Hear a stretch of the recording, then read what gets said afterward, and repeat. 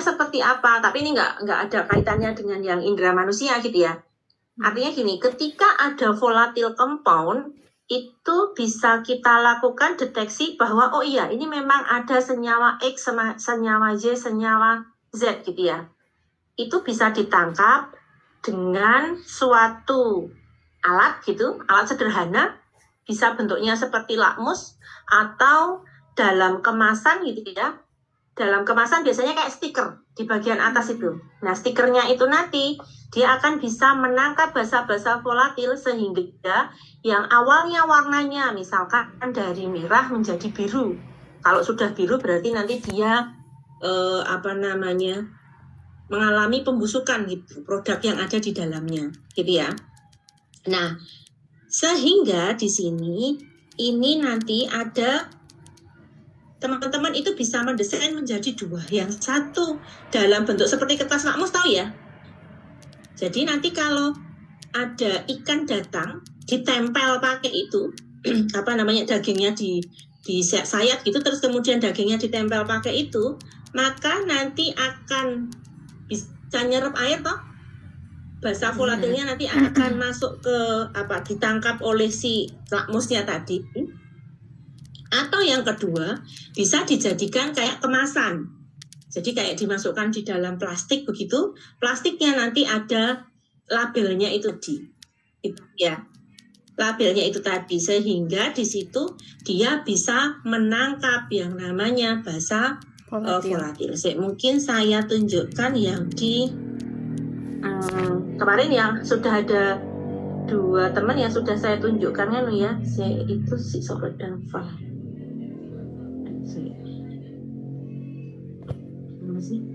Sudah ini mengganggu. Oke, di sini saya tunjukkan yang Dava.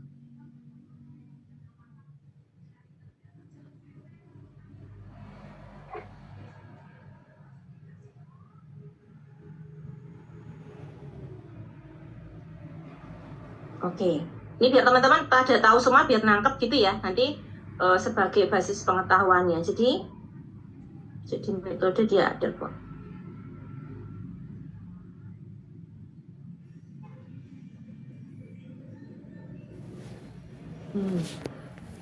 Nah, ketika diaplikasikan kayak gini, jadi nanti ada wadahnya, bisa plastik atau dalam bentuk ini atau plastik kantong juga nggak masalah itu. Kemudian nanti di sini bagian atas itu ada matriks yang ada biosensornya, kemudian di sini ada sealernya, gitu ya.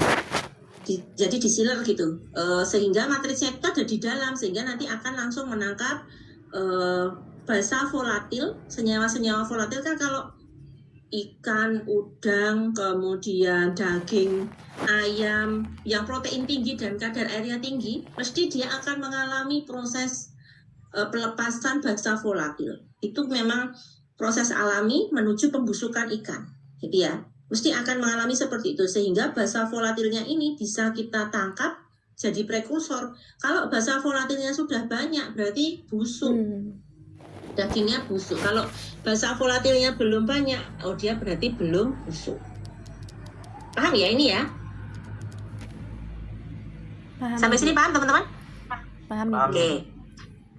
Nah, oke, saya balik lagi ke yang ini tadi. Nah, untuk bisa membuat sensor ini tadi gitu ya. Nah, ini saya harap nanti teman-teman menggunakan istilah ini, volumetric sensor array. Karena ini istilah yang sekarang lagi hype, lagi in gitu ya. Sehingga kita bisa menggunakan yang CSA ini sebagai, jadi di sini kan CSA ini bisa berisi berbagai macam sensor yang ada di situ, bisa kompleks gitu ya. Biasanya digunakan untuk apa? Nah, ini salah satunya untuk food safety gitu ya. Kemudian, nah CSA ini berisi dari berbagai macam sensor elemen gitu ya. Elemennya apa saja? Nah, ini nanti bisa kita desain. Nah, di dalam desain tadi yang sebelum ini tadi kan si Caca tadi pernah bilang ke saya kalau ada menggunakan berbagai macam tanaman gitu ya. Itu yang diambil adalah antosianinnya gitu ya. Antosianinnya yang diambil, Antosianin itu apa? Senyawa warna. Biasanya dari buah-buahan yang berwarna merah itu. Contohnya apa? Buah naga, apa jenenge? Ubi ungu gitu ya. Yang berwarna-warna seperti itu, atau blueberry, mulberry gitu ya. Itu manggis itu juga terdapat kulitnya manggis ya, itu juga terdapat antosianinnya gitu ya. Nah, itu bisa kita manfaatkan. Kenapa kok kita bisa menggunakan antosianin? Oke, saya balik ke sini. Antosianin itu punya karakteristik kayak gini, saya tunjukkan ya dari hasil penelitian bimbingan saya. Oh, hasilnya di bawah deh. Nah, ini dia menggunakan antosianin dari ubi ungu gitu ya. Ternyata antosianinnya ini bisa mengalami perubahan warna ketika terkena pH berbeda-beda. Nah, sehingga itu potensi, karena umumnya ikan atau ayam itu dalam kondisi yang baru disembelih atau baru diproses gitu ya, daging-dagingan itu berada di kisaran pH 7 sampai di 6 sampai 7 gitu ya. Kemudian dia nanti akan melakukan produksi asam laktat yang tinggi, pH-nya akan turun sedikit, sekitar 5 sampai 4-an itu. Kalau di pH ini produk ikan atau ayam ataupun daging-dagingan yang kejang itu dia masih bagus kondisinya. Nah, ketika setelah nanti melalui fase ini baru dia asam kondisi tubuhnya kemudian akan terlepas senyawa-senyawa volatil. Kenapa? Karena pada kondisi asam enzim katepsin di dalam tubuh itu akan rilis. Katepsin itu adalah pendegradasi protein. Itu akan rilis sehingga protein mulai diserang nih sama katepsinnya gitu ya. Sehingga terbentuk yang namanya basa volatil. Nah, basa volatil namanya basa otomatis akan mempengaruhi pH. pH-nya jadi naik gitu ya. Nah, di atas 7 nantinya. Nah, sehingga ini bisa kita jadikan indikator bahwa oh iya, kalau pH-nya turun warnanya pink berarti dia masih bagus. Tetapi kalau warnanya biru ke atas seperti ini berarti dia sudah nanti mengalami kemunduran mutu gitu. Konsepnya seperti itu sebenarnya secara sederhananya gitu ya. Oke, sekarang sampai sini paham ya? Paham, Ibu. Oke. Nah, kemudian kita masuk. Bagaimana cara kemudian meramunya di dalam suatu matriks agar bisa dilabelkan tadi gitu ya. Untuk proses ini butuh ada, jadi kan kalau yang CSA tadi bisa isinya adalah berbagai macam sensor di situ gitu ya. Nah, di sini kita bisa menggunakan berbagai macam pendekatan. Tadi saya nyari di sini ya. Ini ya,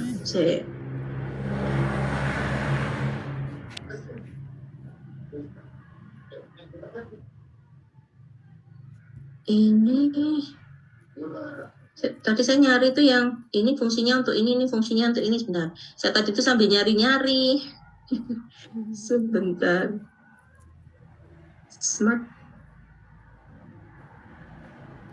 Oh, ini. Nah, ini teman-teman itu bisa dengan berbagai macam, pakai ini aja yang silver aja deh. Jadi dari berbagai macam sumber. Jadi di sini ini kebetulan dia menggunakan sistem CSA-nya ya. CSA-nya dia menggunakan matriksnya itu berupa agar ya, kayak yang digunakan untuk kalau teman-teman praktikum mendeteksi bakteri itu kan pakai agar. Nah, pakai agar yang seperti itu, jadi kan bisa membentuk lapisan tipis toh. Di dalam agarnya itu diisi ada pengubah warna. Nah, pengubah warnanya dia menggunakan antosianin di sini. Terus kemudian ditambah dengan AGNPS. AGNPS ini fungsinya untuk apa? Untuk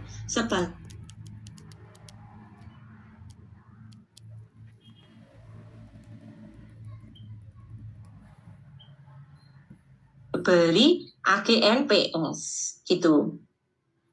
Jadi dengan menggunakan 3 campuran ini itu nanti akan menghasilkan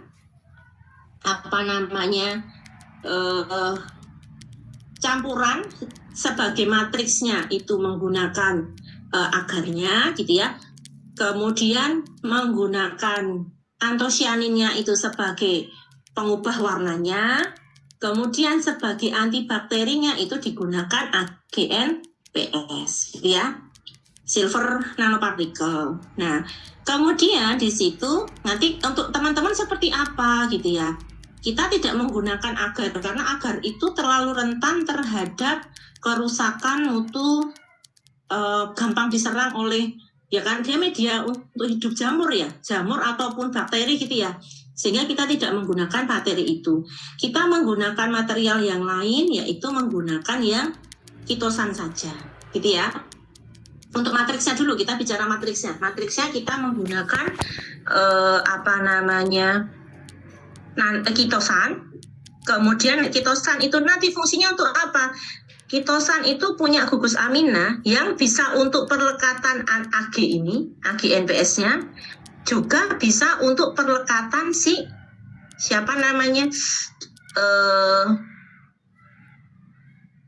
antosianinnya, gitu ya. Jadi bisa untuk perlekatan si AGNPS-nya ini juga bisa perlekatan antosianinnya. Nah, untuk matriksnya sendiri nanti silahkan kitosannya itu bisa dikombinasikan dengan PVA. PVA fungsinya sebagai plasticizer ataupun nanti dia bisa sebagai cross-linkernya, gitu ya. Cross-linker itu fungsinya untuk apa? Biar kitosan-kitosan itu kan namanya matrik tempat perlekatan, dia butuh yang kuat toh, yang kokoh gitu toh. Itu bisa menggunakan ini. Tadi ada satu jurnal yang namanya ini. Nah ini Smart Colorimetric Indicator Film Prepare Kitosan dan Polivinil gitu toh. Kemudian ini sebagai matriksnya. Kemudian nanti bisa teman-teman tambahi dengan antosianinnya. Antosianinnya mau menggunakan dari bahan apapun silahkan, boleh. Mau teman-teman nanti memutuskan deh mau menggunakan bahan apa gitu. Sehingga nanti yang mau dioptimasi apa? Rasio ketiganya. Jadi si kitosannya berapa, si PVA-nya berapa, kemudian si ininya berapa. Sehingga nanti kita mencari, ini ya, berarti kan ini CS, PVA, terus satrate, antosianin gitu ya. Itu rasionya mau berapa, itu yang akan kita cari. Nah, nanti teman-teman bisa mengelaborasi dari situ gitu. Oh ya, kira-kira seperti apa yang harus dilakukan. Paham belum yang harus dilakukan? Sudah lebih mengerucut ya?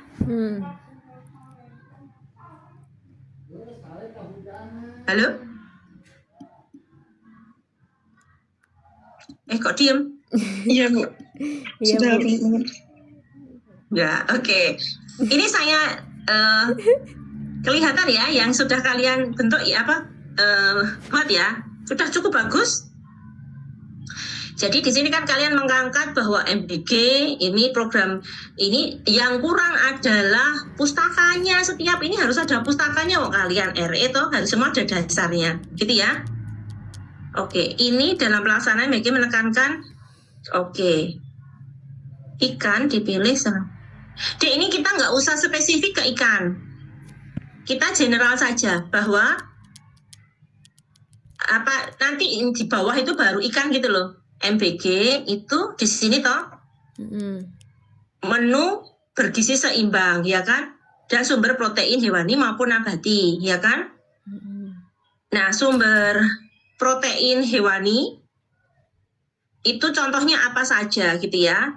Nah, protein hewani itu kalian tutup dengan gini, protein hewani contohnya misalkan daging ikan, daging ayam dan sebagainya itu ya, itu memiliki kelemahan, perlu penanganan yang baik karena dia mengandung kadar air tinggi dan protein tinggi sehingga rentan untuk terjadi degradasi atau kerusakan baik karena proses autolisis ataupun karena bakteri gitu loh. Ini ya, di sini di apa namanya di closing begitu. Paham ya? Yang diubah di sini ya? Paham, Ibu. Baik, Bu. Oke.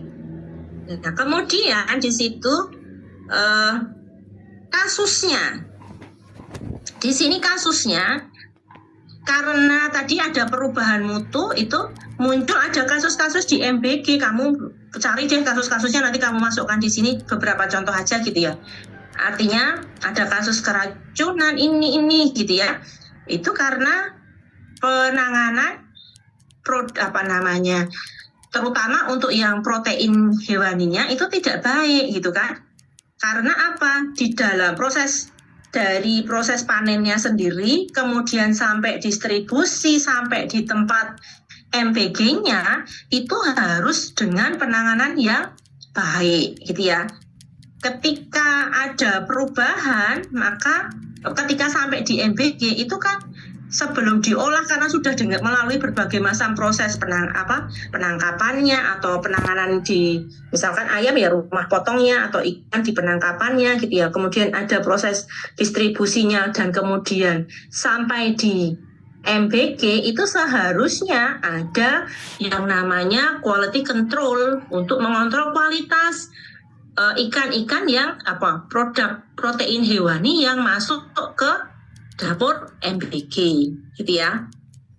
Nah, di dapur MBG sendiri untuk bisa mengecek kualitas ikan atau mengecek kualitas sumber protein hewani tadi gitu ya, itu dapat digunakan CSA kolometrik yang sensor RI. Kenapa gitu toh? Kamu ceritakan bahwa ketika mengalami penurunan mutu, dia akan menghasilkan basa volatil. Basa volatil ini bisa ditangkap dengan antosianin sehingga berubah warna gitu-gitu.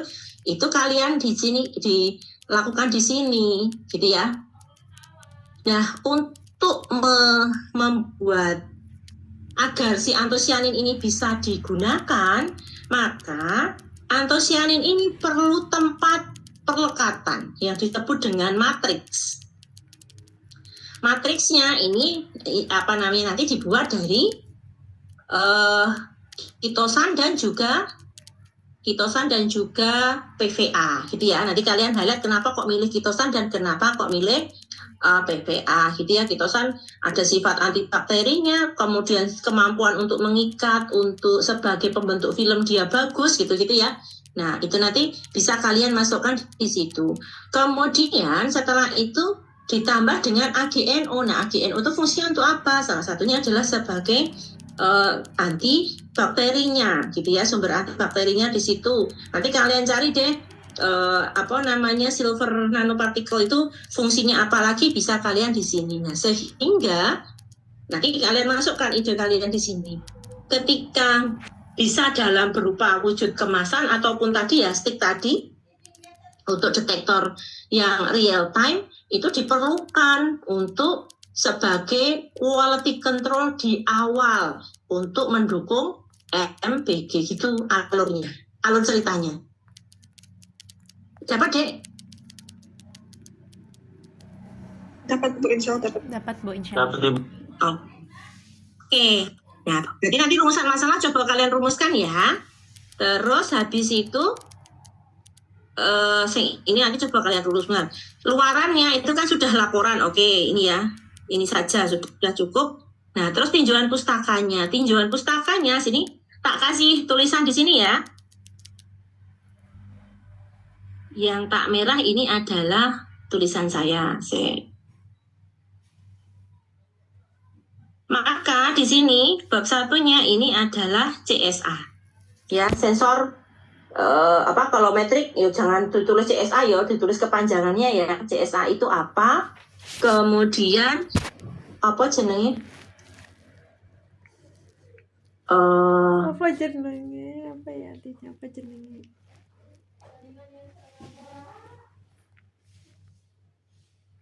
Oh, boleh saja. Nanti di sini ya.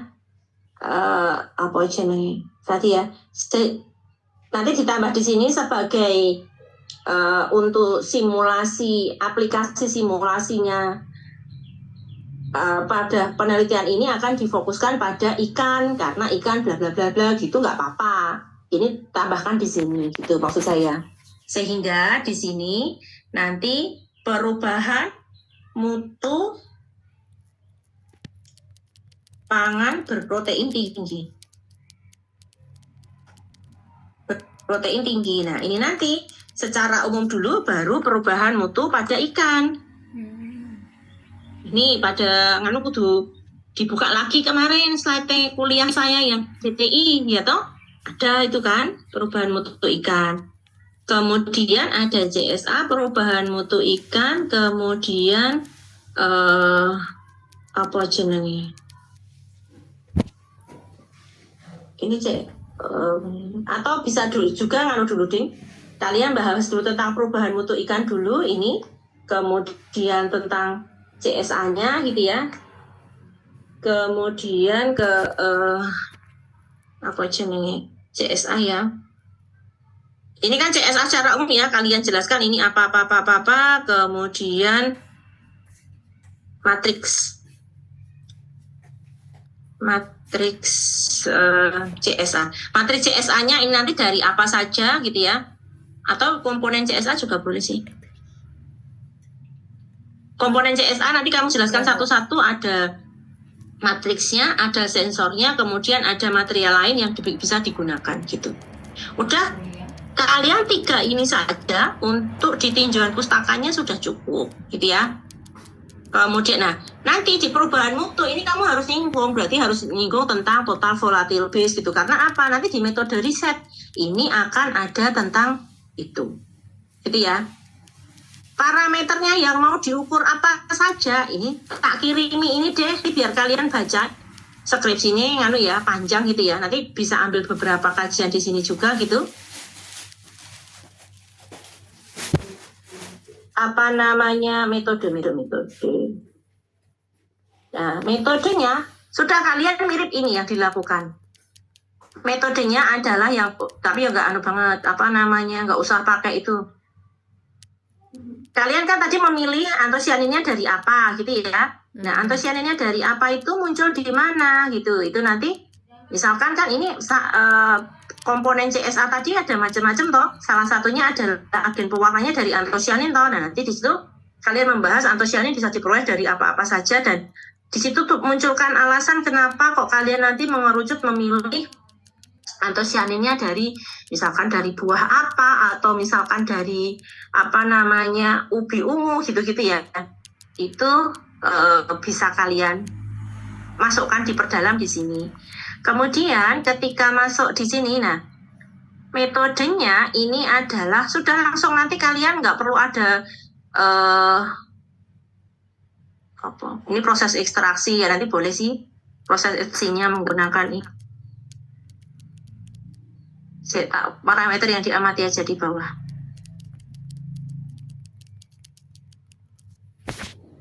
Nah, rendemen yieldnya gitu ya, rendemennya kan ketika ada penurunan mutu apa namanya ikan, nanti ada perubahannya gitu ya, rendemennya seberapa. Oh bukan deh, ini rendemen antosianin ding, salah sih. Ini nggak usah lah untuk antosianinnya. Oh ya perlu ding. Kalian kan melakukan ekstrak antosianin dulu ya, sorry. Maka di sini ekstrak antosianin nanti yang diukur adalah rendemennya dan kadar antosianinnya. Ingat, halaman kalian hanya 10 halaman. Jadi nggak usah metodenya ditulis sepanjang ini gitu ya. Bisa saja mengacu pada bahwa ini menggunakan metodenya siapa untuk analisis ini gitu. Kemudian habis itu uji sensitivitas ekstrak antosianin. Ini namanya uji sensitivitas ekstrak antosianin pada berbagai pH. Itu diuji dulu pada berbagai pH seperti apa. Terus habis itu, nah kalian kan terus memformulasi matriksnya toh dengan berbagai itu tadi agar jadi matriks yang komplit ya. Jadi CSA-nya itu yang diuji adalah ketebalan matriksnya berapa, kadar air matriksnya berapa. Uji kelarutan matriks kan nggak lucu kalau matriksnya cepat larut gitu ya. Kemudian laju transmisi uap air dia harus mampu ditembus oleh apa namanya itu tadi si senyawa volatilnya gitu ya. Kemudian sensitivitas matrik pada berbagai pH nanti bisa kalian baca di sini gitu ya. Terus habis itu nanti diaplikasikan pada ikan, pada terserah pada apa gitu. Nah ini yang diuji adalah TVB-nya gitu ya. TVB dan karena tadi ada antibakterinya maka juga jumlah bakterinya ditambahkan di sini. Tambah mumet apa tambah ramumet? Kayaknya perlu baca dulu ya. Sudah Gimana? Caca sama istri? Sudah lebih paham. Tapi emang agak bingung dikit. Tapi kayaknya nih baca-baca lagi bisa dipahami, insya Allah. Iya. Ya. Untuk gambaran Oke. umumnya Saya masih paham. Ya, saya lihat ini kok yang kalian susun itu tadi dari yang kemarin saya sampaikan, kalian bisa merumuskan dengan baik gitu di latar belakang gitu ya. Walaupun tadi perlu ada penajaman gitu. Nah sehingga ini saya kirimi di grup ya hasil penelitian yang bimbingan saya biar alurnya nanti juga ini tapi kan nanti lebih ditonjolkan CSA-nya gitu. Jadi itu menjadi biar jadi sesuatu yang unik nanti untuk dijudulkan judulnya nanti pakai CSA-nya itu nanti kita munculkan gitu ya. Terus nanti silakan hari ini saya minta teman-teman fokus untuk membuat ini, bisa nggak? Saya bisa, Ibu. Saya bisa, Bu. Oke. Ya, Hikam sama Ivana? Bisa, Ya, Bu. bisa Ibu, insya Allah. Oke, jadi nanti silakan untuk membagi gitu ya. Terus kemudian nanti sore mungkin akan saya lihat update kalian seperti apa gitu di draft itu. Kemudian saya rencanakan besok pagi itu kita diskusi lagi gitu. Harapannya besok itu sudah kita finalisasi. Tinggal misalkan apa yang kalian belum paham gitu-gitu ya. Atau nanti misalkan hari ini kan kalian membuat tiba-tiba ini kok kesulitan ya di bagian ini apa, langsung WA aja di grup itu. Kesulitan di bagian ini maksudnya apa ya gitu misalkan. Nggak apa-apa, nanti akan saya jawab. Gitu clear? Baik, Ibu. Clear, Ibu. Ya. Jadi nanti saya rencanakan besok pagi kita diskusi untuk finalisasi gitu ya, pagi sampai siang lah. Nanti jadwalnya saya ini ya karena saya harus banyak tim ini yang minta masukan gitu ya. Jadi nanti saya pengennya ya bimbingan saya dulu saya utamakan gitu. Kemudian nanti baru tim-tim yang lain gitu. Kemudian untuk dilengkapi sekalian itu sampai di biodata yang paling belakang ya. Terus nanti yang biodata saya kirim agak siang nanti. Gitu. Ini biar saya nggak lupa saya kirim sekalian. Ini yang RE toh benar toh? Oke.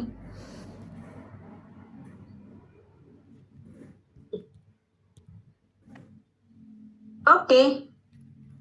Sudah saya kirim. Gitu ya. Ada pertanyaan dari teman-teman? Permisi Ibu, sebelumnya izin bertanya Ibu. Tadi Ya, kan silakan. Ibu sempat dia ngomong kalau ntar dalam bentuk kertas lakmus atau enggak di dalam wadah gitu kan Ibu ya. Nah itu berarti ntar kalau misal kertas lakmus itu masih bakal nempel pada misal ayam atau ikannya itu Ibu ya? Atau Ya. Berarti satu ikan satu kertas lakmus gitu Ibu? Iya. Oh gitu. Satu ikan satu kertas lakmus. Kalau yang ditutup yang dalam konsep plastik tadi itu juga pasti bakal nempel atau gimana Ibu ya?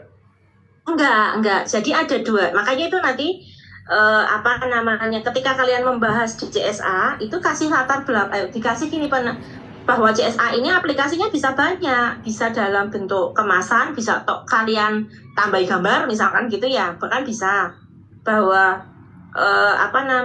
bisa diaplikasikan langsung menempel gitu toh, kemudian bisa dalam kemasan. Tetapi intinya dari keduanya itu adalah dia mampu mendeteksi mutu real time saat itu juga.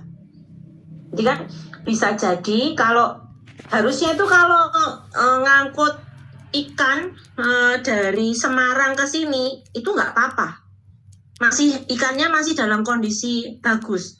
Tapi kan kita nggak tahu di perjalanan misalkan dia kena sinar matahari ternyata esnya kurang gitu-gitu loh, Dek. Itu yang harusnya ikannya nggak apa-apa jadi papa nanti gitu. Sampai sini bakterinya jadi tumbuh banyak gitu ya. Itu. Berarti nggak mesti harus nempel ya, Bu ya? Nggak harus nempel karena keuntungannya dia kan menggunakan basa volatil. Iya. Ya kan? Basa volatil ini kan si apa namanya? Jadi gini, pH-nya itu berubah, bisa di pH dagingnya kan mengalami perubahan nih dagingnya, pH-nya. Ya, Ibu. Sehingga bisa digunakan sebagai stick ini tadi. Ya.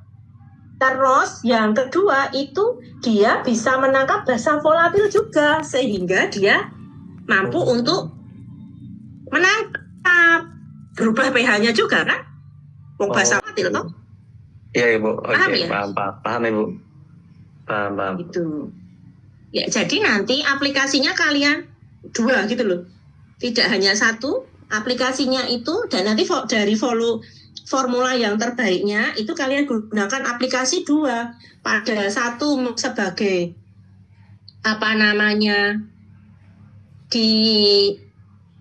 sebagai itu tadi yang tidak menempel, yang 1 adalah yang menempel. Nanti ketika ini satu sama-sama diuji TVB sama TPC sama pH gitu. TVB, TVC. Ada 3 ya, TVB, TPC sama pH-nya. Udah 2 perlakuan aja yang di sini. Untuk yang formulasinya apa namanya matriksnya tadi, kalian menggunakan 3 formulasi saja sudah cukup. Karena dananya kan ya terbatas toh. Paham ya? Paham, Ibu. Cuman saya ingin tanya lagi, Ibu, itu apa nggak bisa kayak itu kan menurut saya itu kayak kalau satu produk satu ramus itu kayak pasti bakal banyak gitu loh, Ibu. Itu nggak bisa kayak, Ibu, kayak jadi satu habis itu kita ya dalam satu media yang bareng tapi produknya banyak gitu, Ibu. Itu apakah memungkinkan ya, Ibu ya? Nggak bisa kalau itu. Kalau karakteristiknya sensoris itu bisa dengan yang model itu tadi, Dek. Apa jenis kemasan bersama. Kalau dalam kemasan bersama, kalau produknya banyak, nah ini kita kan nggak tahu nih. Misalkan di situ ada 10 ikan, gitu ya, ditoto gitu kan, terus dikemas. Kita kan nggak tahu apakah yang mengalami kebusukan itu adalah ikan 1, ikan 2, ikan 3, ikan 4. Jangan-jangan sebenarnya yang busuk itu 1 ikan saja. Terus ikan yang lainnya jadi apa namanya terpengaruh gitu. Tetapi gini, kalau biasanya dalam satu batch gitu ya, kalau di industri perikanan contohnya, dalam satu batch ini kan dianggapnya dia tangkapannya sama, kemudian dibawanya sama, kemudian diprosesnya sama gitu kan. Ketika masuk ke industri, ikan tuh kan nggak semuanya satu-satu dideteksi tadi. Tapi paling tidak dia akan sampling, misalkan dia bawa 1 truk ikan gitu, kemudian dia sampling mengambil secara acak 10 ikan.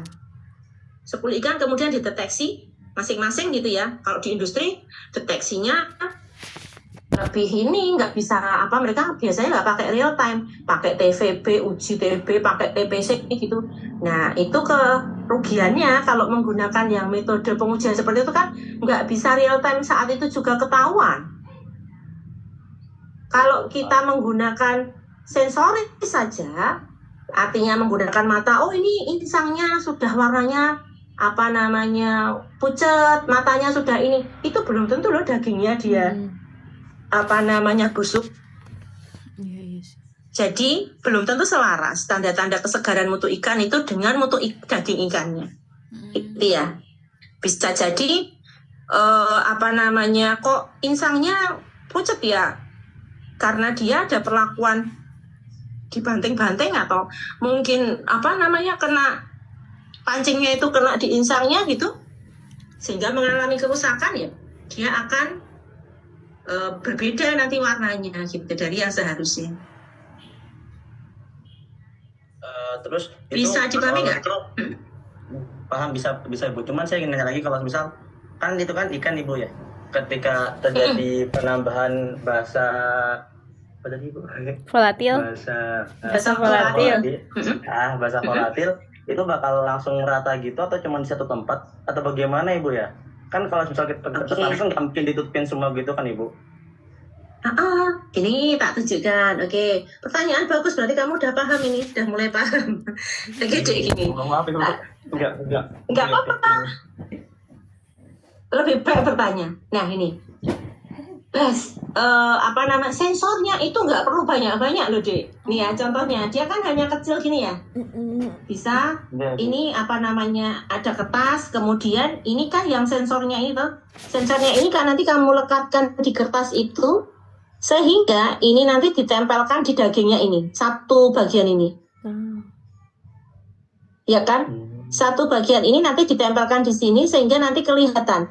Ini kan kebetulan dia pakai 3 kayak gini ya, nggak usah, ini kan satu aja. Ditempelkan di sini, oh iya, terserah mau di bagian manapun. Ini kan hampir kalau dia sudah mengalami pembusukan biasanya ya sama saja, di bagian manapun dia akan busuk gitu. Jadi sudah ditempelkan di dagingnya, iya di dagingnya gini. Sama ketika tadi dia yang model gini, saya tak tunjukkan. Semoga di lampirannya dia menyambungkan ya. Iya Ibu, oke, paham. Soalnya yang saya ketahui itu kayak misal ada makanan gitu ya Bu ya, itu kan misalnya kan cuma satu bagian yang busuk, bagian lainnya masih bisa dimakan itu loh Ibu. Kadang-kadang santai. Itu kalau buah-buahan. Kalau hewani nggak bisa kayak itu. Ya, ini contohnya, ini aplikasinya ya. Jadi dia ditempelkan di bagian dalam, terus ada udangnya kayak gini nih. Dia kan terus mengalami perubahan mutu kayak gini. Paham nggak? Paham Ibu, paham. Nah, kayak gini tuh. Jadi kan ketika ini udangnya masih segar, warnanya kayak gini. Begitu udangnya sudah busuk, warnanya jadi kayak gini. Jadi ini bisa kita jadikan indikator perubahan mutunya. Perubahan mutu. Oke ya. Nah ini sebenarnya kan ini penelitian ini sudah banyak. Tugas kalian itu adalah menjadikan ini kasuistik yang menarik gitu. Artinya kita masukkan ke MBG, kemudian nanti aplikasinya kemana ya gitu. Kok kalau yang di kemasan gini ya bisa saja, tapi mungkin agak perlu. Artinya kan ini dari penyedianya nanti gitu ya. Tapi kalau menurut saya kalau lebih bagus yang tadi kalau dia batangan. Tapi ya nggak apa-apa dicoba dua-duanya deh. Nanti coba di proposalnya kita evaluasi aplikasinya lebih bagus yang mana. Karena ini tergantung dari narasi kalian juga sih. Untuk menyampaikannya itu. Gitu ya Dik ya. Tapi kalau siapa tahu kalian, Bu saya dapat yang tadi misalkan sebelum yang lainnya datang Caca tadi dapat info ini, oh bagus bisa kita gunakan untuk ini gitu. Jadi sambil kita makanya ini harus banyak orang membaca, bergerak, kemudian untuk memperkaya ini. Gitu ya. Ya, Ibu. Baik Ibu. Oke? Oke Ibu. Nah, oke. Semangat toh. Semangat Ibu. Oh ya Ibu izin bertanya Bu, untuk antosianin itu kan, untuk antosianin itu yang saya baca dari penelitian yang sudah dilakukan itu ada 2 kan Bu, yang dari buah sama yang dari daun. Nah berarti untuk yang ini tuh tidak harus 2 kan Bu, 1 saja cukup. 1 aja, kalian pilih boleh. Kalian mau menggunakan kulit manggis ya boleh. Kalian mau menggunakan, jadi kan nanti dikaitkan sama limbah atau pemanfaatan limbah. Cari yang dari limbah-limbah. Oh iya Ibu. Jadi nanti di latar belakang kan antosianinnya menggunakan limbah gitu loh. Oh iya Ibu siap. Untuk yang kemasan yang ada plastiknya itu kan kita udah benar Ibu memanfaatkan limbah, misalkan limbah kulit manggis ya untuk jadikan antosianinnya itu. Nah tapi sedangkan di bagian plastiknya itu kita masih menggunakan plastik nih Bu. Itu gimana ya? Nggak apa-apa, artinya kan itu kemasan. Ketika nanti kemasannya kan bisa bermacam-macam, ya kan Cak? Iya, iya Ibu. Nah, nggak apa-apa. Ini kan kalian nggak mengaitkan sama ini kan? Nggak mengaitkan sama mikroplastik kan? Enggak sih Bu, enggak. Kan bisa nanti kalian misalkan besok ya di aplikasinya misalkan contohnya ada pengemasannya pakai kayak gini. Nah, itu kira-kira sensormu itu bisa ditempelkan di kemasan di sebelah mana gitu loh. Itu bisa sambil nggak apa-apa. Sambil jalan kalau ini didanai boleh. Oke? Baik Ibu, terima kasih. Oke. Terus tadi yang terkait nano AGN-nya, tadi kan ada komponen ya, Dek ya. Mana yang punya kalian ini ya? Oke. Nah, ini komponen CSA-nya kan nanti di breakdown lagi toh. Ada matriks, ada AGNO-nya, kemudian AGNPS-nya, kemudian ada yang satu lagi yang antosianinnya atau dari antosianin dulu, kemudian ada matriksnya, kemudian ada nanopartikelnya. Nah, di situ nanti masing-masing ini kalian jelaskan itu apa sih, fungsinya apa sih gitu ya. Nah, itu nanti bisa masuk ke sini. Kalau yang saya kirim tadi kan dia tanpa AGNO ya. Artinya di situ ada unsur nanopartikel yang kalian gunakan. Nanti harus di-highlight juga di dalam ini gitu loh, Dik. Oke? Ini perlu waktu sih untuk membuat ini. Saya harap besok sudah ada perkembangan. Kan kita masih ada hari Minggu ya. Paling tidak hari Minggu, oh ya. Nanti kita sudah agak clear gitulah. Yo yang bisa sudah clear ya. Sudah clear gitu sehingga nanti di submit itu saya sudah bangun lah nanti untuk diperbaiki lagi gitu, ada masukan-masukan, tapi kan paling tidak sudah lebih jelas arahnya mau kemana gitu loh. Oke gitu. Oke Ibu, untuk metode risetnya berarti menyesuaikan yang deskripsi itu Bu, seperti waktu yang diberikan untuk penelitian, kemudian alat dan bahan risetnya. Ya ini, ya kamu kalau ini formatnya menyesuaikan ini, tapi kontennya nanti kan variabel desainnya kan kalian ada ini terikatnya adalah rasio apa? Rasio kitosan, PVA, terus sama antosianin toh? Iya. AG-nya pakai satu anu aja. Antosianin. Nah, parameter bebasnya apa? Bebasnya kan tadi ketebalan apa macam-macam tadi loh. Ya. Kan ini tahapan formulasi. Kudune digawe nganu sih, digawe tabel gitu ya. Ini tahapan formulasi CSA-nya toh. Variabel terikatnya adalah ini, variabel bebasnya adalah ini gitu. Dibikin tabel ya nanti ya. Iya Ibu. Variabel bebasnya adalah tadi berbagai macam. Terus habis itu tahap aplikasi toh. Iya. Aplikasi variabel bebasnya adalah variabel terikatnya adalah bentuk aplikasi. Bentuk aplikasinya dalam bentuk stick atau kemasan gitu.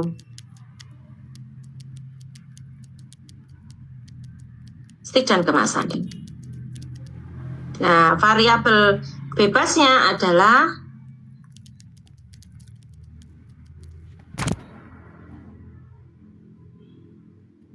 pH,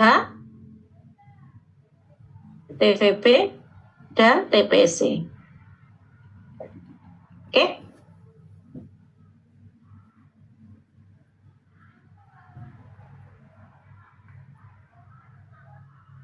Paham ora? Insya Allah paham Ibu. Oke. Nah, nanti kan ini indikator risetnya masing-masing tahapan nanti apa gitu ya. Coba kamu baca dulu deh nanti itu kan tidak sama persis dengan yang apa namanya saya sampaikan ya yang saya kirim tadi. Tapi paling tidak metode yang digunakan itu apa sih misalkan kadar air, apa kan bisa kalian gunakan. TVP bisa kalian gunakan gitu-gitu ya. Bisa dibuat di sini. Sebagai ini kan parameter yang kan pengujian ini kan eksperimen langkahnya apa gitu kan ada di sini. Karena udah baca ini belum contoh proposalnya. Sudah Ibu. Sudah ya. Udah kan? Nah, ya kayak gitu nanti. Makanya ini harus dibuat segera sampai yang di belakang ya Dek ya. Oh ini sudah ada di sini ya. Aku tak ngisi yang kita web dosen pendampingnya ya. Iya Ibu. Jadi saya tak ngisi di drive ini juga deh nanti daripada saya ngirim sendiri gitu ya. Iya boleh Ibu. Ya, oke. Ini kan masih kita nanti pakai yang di bulan Januari dulu, tapi besok kalau misalkan lolos untuk submit ke sana ya Amin, ya berubah, jangan Januari pada saat submit gitu. Oke, Miss, ada pertanyaan?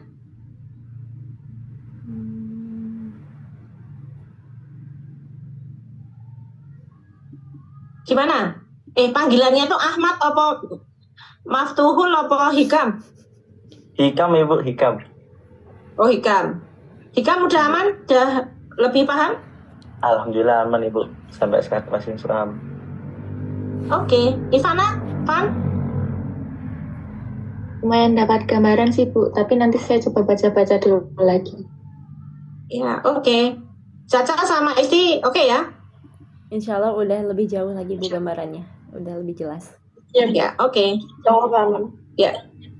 Oke, jadi segera dieksekusi, terus nanti masih kurangnya di bagian apa nanti kalau ada sekali lagi ada kesulitan langsung chat ke saya gitu, ya di grup aja biar tahu ya ini kalian belum pahamnya di sini gitu, oke? Gitu ya? Baik Ibu. Ya, oke. Ada pertanyaan lagi nggak?